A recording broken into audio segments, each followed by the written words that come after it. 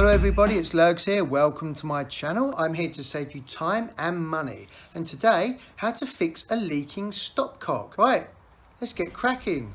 The spanner that you'll need is probably a 17mm or 5/8. Just make sure it's a really good fit. Now this is my leaking stopcock here inside the cupboard in the bathroom. And talking of leaking, there's a link above now about how to fix a leaking toilet system with dual push buttons. As you can see, it is dripping quite a lot. Now make sure you've got good access and then take your spanner, and it's going to go on the outer nut.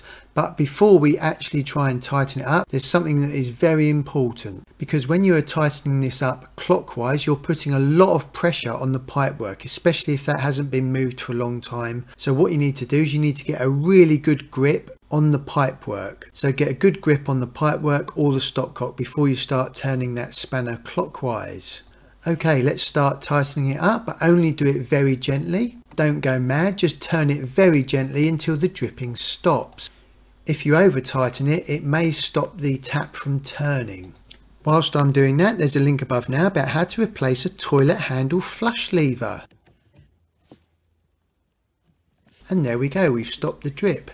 Now what you do is make sure that you open up the tap fully, but then turn it back a quarter or half a turn. Because if you leave it fully open and then you don't touch it for a couple of years, it will be very, very stiff to operate.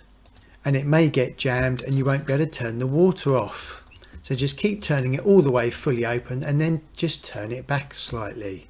And there's a link above now about how to install a brand new washing machine. Now if it's still leaking, there is one other thing that you can try. You can completely remove this nut, and I'll just demonstrate this on a brand new stopcock that I've got here.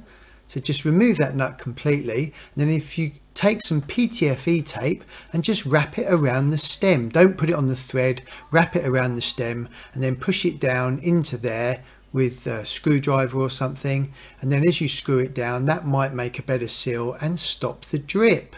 As I mentioned earlier, don't over tighten this nut, otherwise you may not be able to turn the tap.